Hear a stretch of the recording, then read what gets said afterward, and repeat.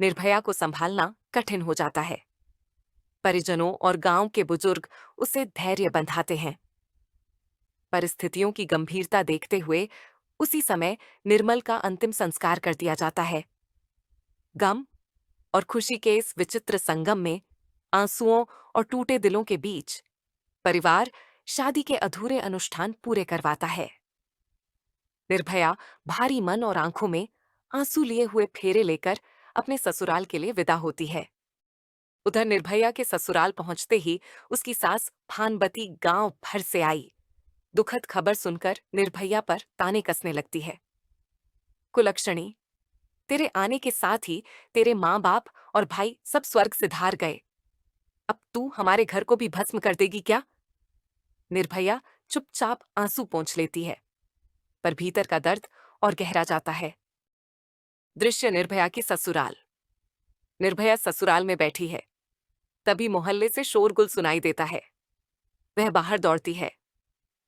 दृश्य एक पड़ोसी का घर। दिव्या का पति उसे घसीटकर आंगन में पटक रहा है। आसपास लोग तमाशा देख रहे हैं।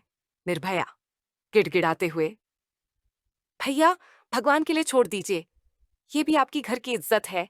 औरत पर हाथ उठाना पाप है। छोड़ दीजिए इन्हें। वह दिव्या को अपने पीछे करती है।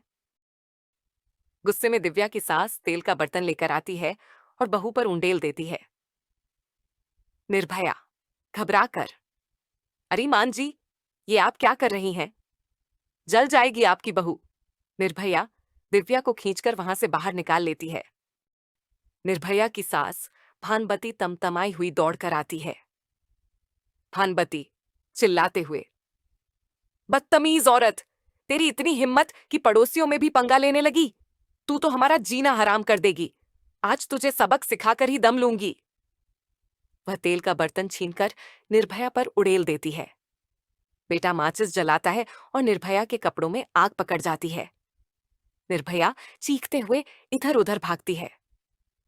निर्भया चिल्लाते हुए, बचाओ, कोई तो बचाओ। अलीशा का प्रवेश। शोर सुनकर सामने वाले मकान से अलीशा दौड़ता हुआ आता है, केवल कच्छा पहने। वह निर्भया को जलते हुए देखता है और बिना सोचे समझे उस पर छलांग लगाता है। अपनी हथेलियों से उसकी साड़ी खींच देता है। अलीशा घबराकर, बहन, हिम्मत रखो, मैं हूं। वह अपने हाथों को जलाकर भी निर्भया की आग बुझा देता है और उसका हाथ पकड़कर दौड़ने लगता है। अलीशा, चलो यहां से, ये लोग तुम्हें जिंदा जला देंगे। दोनों भागकर पास के जंगल में छिप जाते हैं। दृश्य जंगल में निर्भया और अलीशा।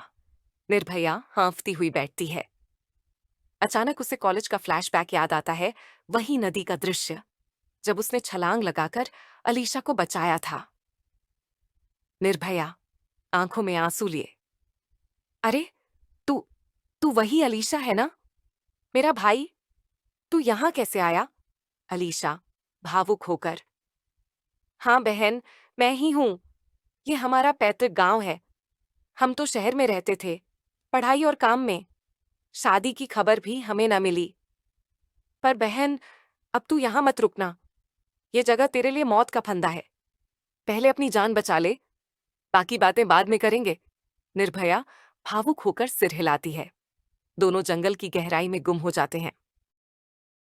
उधर ईसाई युवक अलीशा का पिता थॉमस और कुछ पड़ोसी निर्भया के सास ससुर, पति और पूरे परिवार को कड़ी फटकार लगाते हुए कहते हैं, अब तुम्हारे अत्याचार की सजा तुम्हें जेल जाकर ही मिलेगी। उनकी यह चेतावनी सुनकर निर्भया के ससुराल वाले बुरी तरह भड़क उठते हैं। गुस्से में आकर वे लाठी डंडे उठा लेते हैं और थॉमस व उसके साथ आए पड़ोसियों पर हमला कर देते हैं। अचानक हुए इस हिंसक प्रहार से कई लोग घायल होकर जमीन पर गिर पड़ते हैं। थॉमस अपनी जान बचाने के लिए घबराकर भागता है और गांव से निकलकर जंगल की ओर दौड़ पड़ता है, मगर उन्मादी ससुराल वाले उसका पीछा नहीं छोड़ते। वे उसे लगातार घेरते हुए गहरे जंगल तक पहुंच जाते हैं और वहां बेरहमी से हमला कर उसकी हत्या कर देते हैं। उधर अलीशा जब निर्भया को ससुराल वालों से बचाकर जंगल में छिपाकर चला जाता है, तब निर्भया तड़पती हुई कभी अपने जले हुए हाथों पर मुंह से फूंक मारती, तो कभी गीली मिट्टी लगाकर जलन कम करने की कोशिश करती है। वह कभी झाड़ियों के पीछे छिप जाती, तो कभी खड़ी फसलों में छिपकर जमीन पर गिर जाती है। इसी बीच उसे पास आते हुए उसके ससुराल वालों की आवाज सुनाई देती है। भय से कांपती निर्भया भागकर एक मृत ऊंट के शरीर के भीतर जाकर छिप जाती है। चारों ओर गंध और भय से उसका दम घुटता है, मगर अपनी जान बचाने के लिए वह वहीं पड़ी रहती है। थोड़ी देर बाद उसके ससुराल वाले तलाश कर हार मानकर लौट जाते हैं। सूर्यास्त ढलने के बाद अंधेरा होते ही निर्भया उस मृत ऊंट के शरीर से बाहर निकलती है। थकी टूटी और घायल सी वह सोचती है कि इस हाल में मायके लौटना भी व्यर्थ है। हिम्मत बांधकर वह भागते भागते एक सड़क किनारे पहुंची, जहां कुछ खाली ट्रक खड़े थे। छिपते सहमते वह एक ट्रक के पीछे जाकर बैठ जाती है। थोड़ी देर बाद ड्राइवर खाना खाकर ट्रक लेकर चल देता है। पूरी रात ट्रक में छिपी निर्भया आंसू पोंछती, दर्द से कराहती सफर करती रही। सुबह होते ही जब ड्राइवर चाय पीने के लिए ढाबे पर रुका, तो निर्भया चुपचाप पीछे से उतरकर उलटी दिशा में चलने लगी। कुछ दूरी पर वह थककर रोते सुबकते कदम बढ़ा रही थी कि तभी एक महिला, जो पास के अनाथालय की प्रभारी थी, आश्रम के गेट पर खड़ी उसे देख लेती है। निर्भया की हालत देखकर वह दौड़कर उसके पास आती है। बेटी, तुझे क्या हुआ? तू इस हाल में कहां से आ रही है? तेरे हाथों को ये किसने जलाया? पर निर्भया उसके सवालों का जवाब नहीं देती, बस रोती रहती है। महिला तुरंत अपने आश्रम के लोगों को बुलाकर उसे गाड़ी में डालती है और अस्पताल ले जाती है। डॉक्टर उसकी जली हुई हथेलियां देखते हुए गंभीर स्वर में कहते हैं, बहन जी, लगता है इसके साथ कोई गहरी ज्यादती हुई है। यह कहना नहीं चाहती, शायद डरती है। महिला ने निर्भया का हाथ थामते हुए दृढ़ आवाज में कहा, बेटी, डर मत। तू कोई अबला नहीं। तू एक मजबूत, सक्षम और बहादुर बेटी है। तेरे अंदर हिम्मत है। मुझे लगता है तू पढ़ी लिखी भी है। मैं तुझे और पढ़ाऊंगी, तुझे तेरे मुकाम तक पहुंचाऊंगी। इस जमाने को दिखा कि तू टूटी नहीं है, बल्कि तूने अपनी राख से नया जन्म लिया है। उधर निर्भया के ससुराल में लोग इकट्ठा होकर युवक अलीशा की तलाश करते हैं और उसके पिता थॉमस का अंतिम संस्कार कराते हैं। इसके बाद वे निर्भया के ससुराल वालों के खिलाफ 2 एफआईआर दर्ज कराते हैं। पहली, निर्भया पर मिट्टी का तेल डालकर उसे जलाने की कोशिश करने का मामला। दूसरी, अलीशा के पिता थॉमस की हत्या का मामला। आश्रम की महिला निर्भया का हाथ पकड़ते हुए करुण स्वर में, बेटी, तेरे घाव गहरे हैं, लेकिन जीवन यहीं खत्म नहीं होता।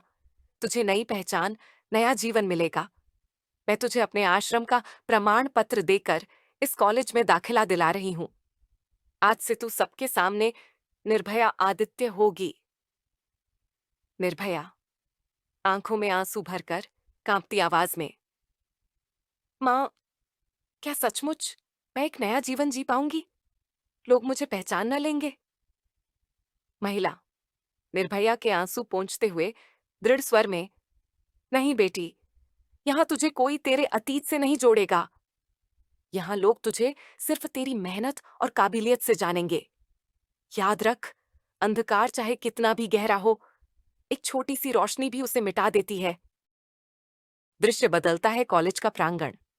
निर्भया अब आदित्य के नाम से जानी जाती है।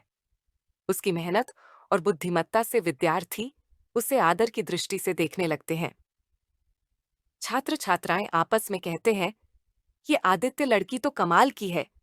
पढ़ाई में, गतिविधियों में, हर जगह सबसे आगे, सचमुच सर्वश्रेष्ठ। कुछ दिन बाद निर्भया अपनी संरक्षिका, आश्रम की महिला रत्नाकर आदित्य से सिविल जज की पोस्ट के लिए आवेदन पत्र भरने के विषय में विचार विमर्श करती है।